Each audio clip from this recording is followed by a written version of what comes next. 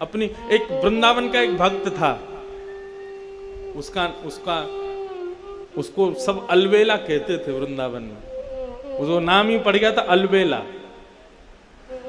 तो बंधु वो रोज बिहारी जी का दर्शन करने जाता था अपने सब मित्र मंडली के साथ में, वृंदावन में रहता था। बिहारी जी का दर्शन करने के लिए नित्य जाता तो सारे उसके सखा दर्शन करते। सखा मतलब सब भजनानंदी थे, अलग अलग कुटियाओं से सब एक जगह मिलते और फिर बिहारी जी का दर्शन करने जाते। बहुत वर्षों तक बिहारी जी ने उसको दर्शन दिया, लेकिन एक दिन एक अचंबा हुआ।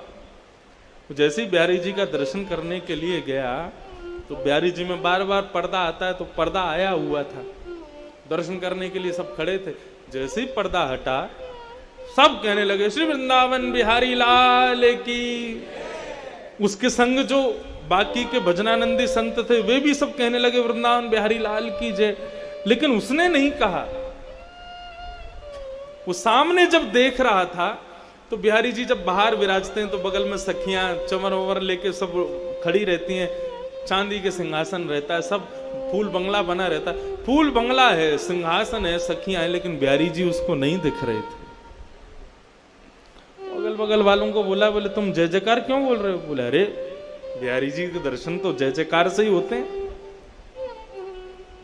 उसने आंख मीड़ करके देखा, बोले बिहारी जी बैठे हैं सामने। बोला अरे दिख तो रहे सामने, तू दर्शन क्यों नहीं कर रहा है?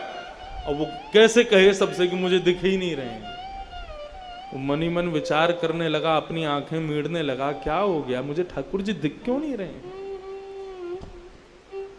चला गया, रात भर सोया नहीं, कुछ खाया नहीं, कुछ पिया नहीं। यमुना जी से प्रार्थना करता है कि हे यमुना मैया, मुझसे कोई अपराध है गयो जो ठाकुर जी मुझको दर्शन नहीं दे रहे?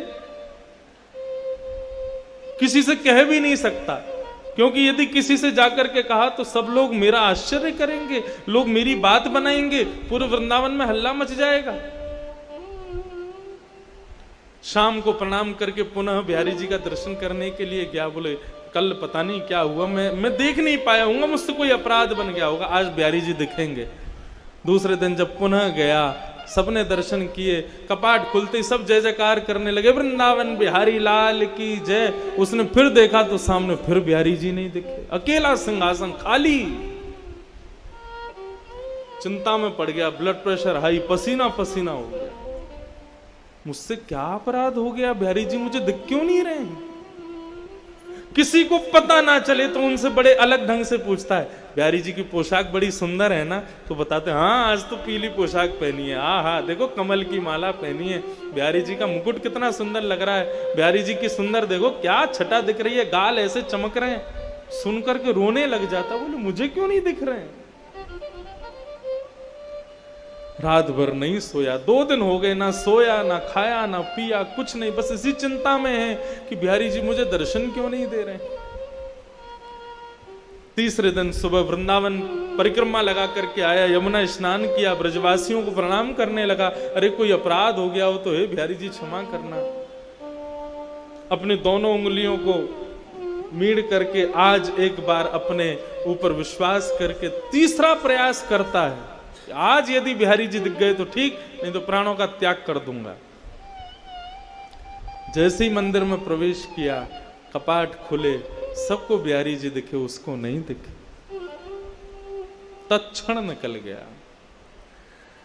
यमुना जल में अपने प्राणों का परित्याग करने का मन बना लिया। बोले जिस देह को बिहारी जी नहीं दिख रहे, उस देह को जीवित रख के क्या फायदा?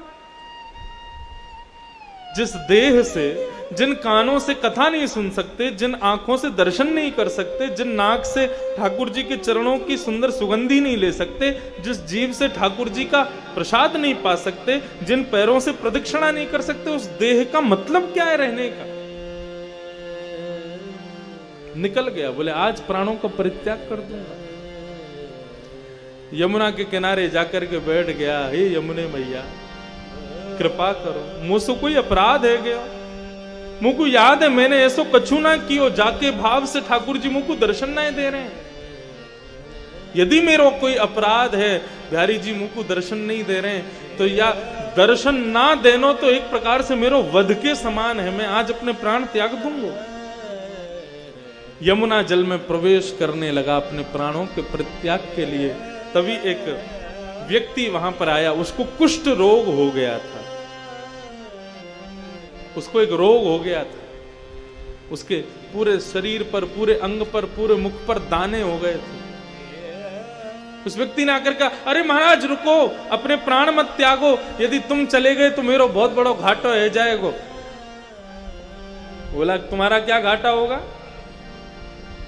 बोले बाहर तो आओ, मेरी बात तो सुनो। वो बाहर आए, उन्होंने कहा क्या बात है, क्या कहना चाहते हो? बोले महाराज मेरे को एक त्वचा का रोग हो गया है।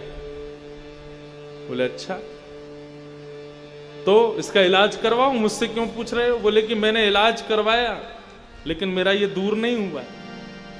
मैं वृंदावन आकर के रहने लगा, तभी एक संत ने मुझसे कहा कि भैया यदि तुमको अपना कुष्ठ रोग दूर करना है तो मैंने स्वप्न में तुमको देखा था, और स्वप्न में बिहारी जी ने मुझे प्रेरणा दी कि यदि मेरा भक्त अलबेला इसको कह दे, इसकी गुहार मुझसे लगा दे कि हे बिहारी जी इसका कुष्ठ रोग ठीक कर दो, तो ये ठीक हो जाएगा।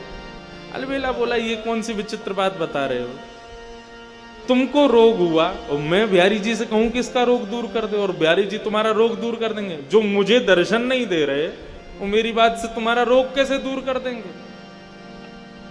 बोले आपका क्या लग जाएगा, आपको केवल इतना ही तो कहना है बिहारी जी इसको ठीक कर दो, मैं ठीक हो जाऊंगा तो सब ठीक हो जाएगा, आप फिर जो चाहो वो कर लेना, इतना कहना ही तो है।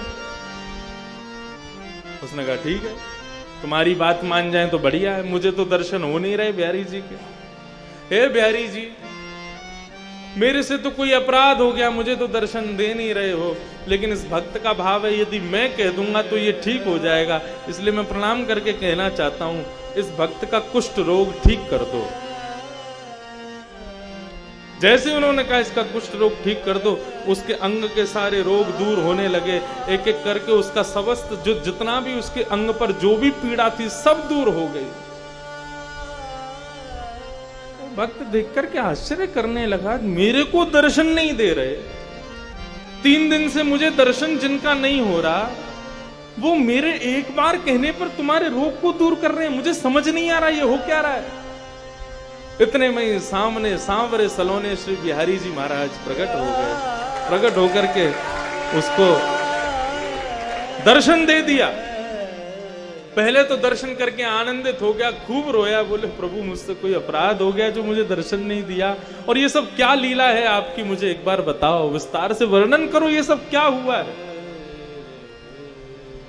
बिहारी जी कितनी अच्छी बात कहते हैं। बिहारी जी बोलते हैं वो संसार के लोग मेरे मंदिर में आते हैं, सब कोई भी शांत नहीं रहता है, बोलते ही रहते, बोलते ही रहते, बोलते अपने सब कष्ट मुझको बताते हैं, किसी के परिवार में कष्ट, किसी के शरीर में कष्ट, किसी की मैया से दुखी, किसी कोई पत्नी से दुखी, कोई बच्चों से दुखी, सब कष्ट में हैं, सब मुझसे आकर के यही मांगते रहते हैं कि हे बिहारी जी कृपा करो।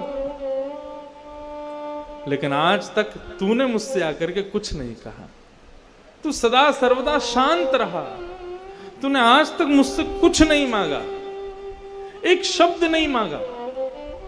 तू जब भी मंदिर में आता है शांत भाव से खड़ा रहता है, मेरा दर्शन करके चला जाता है, कभी मुझसे कुछ मांगता नहीं।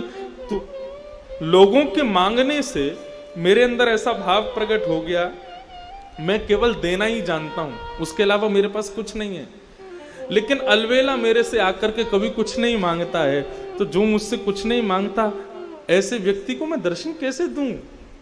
मुझसे कभी कुछ मांगता ही नहीं है, उसको दर्शन देने का तो मुझे अधिकार ही नहीं है। मुझे स्वयं पर एक ऋण जैसा लगता है, तू कुछ मांगता नहीं है तो, क्योंकि संसार के लोग मांगते हैं, तू नहीं मांगता ना, इसलिए मुझे ऋण लगता है, ऐसा लगता है मुझ पर लोन चढ़ा दिया तूने, इसलिए उस ऋण से उऋण होना चाह रहा था मैं, इसलिए 3 दिन से भाग रहा था। ऋण मांगने वाले जब आते हैं तो ऋण देने वाला भाग जाता है। ऐसे ही तू रोज आता था तो मैं रोज चला जाता था कि इसका ऋण मुझ पर चढ़ा है, मैं कैसे दूर करूं उस ऋण को। लेकिन आज मैंने एक लीला करवाई, तू 3 दिन से रो रहा था मुझे दर्शन दो दर्शन दो, मैंने कि पहले तेरा ऋण चुकता होगा तभी तुझको दर्शन दूंगा। तो मैंने ऐसी योजना बनाई कि तेरे द्वारा कुछ तो मांगा जाए, तो इस कुष्ठ रोगी का कुष्ठ रोग दूर करने का भाव तूने मुझसे मांगा, तेरा ऋण उतर गया, मैंने तुझको दर्शन दे दिया। इसका मतलब दो भाव में है। इसका मतलब ये मत समझना कि बिहारी जी से हम कुछ मांगेंगे नहीं तो बिहारी जी अदृश्य हो जाएंगे, नहीं। अरे विचार करो, बिहारी जी के सामने जाकर के केवल शांत रहोगे, कुछ कहोगे नहीं, केवल बिहारी जी का दर्शन करोगे, अपने मनोभाव कुछ नहीं व्यक्त करोगे। शांत व्यक्ति ठाकुर जी को अति प्रिय है।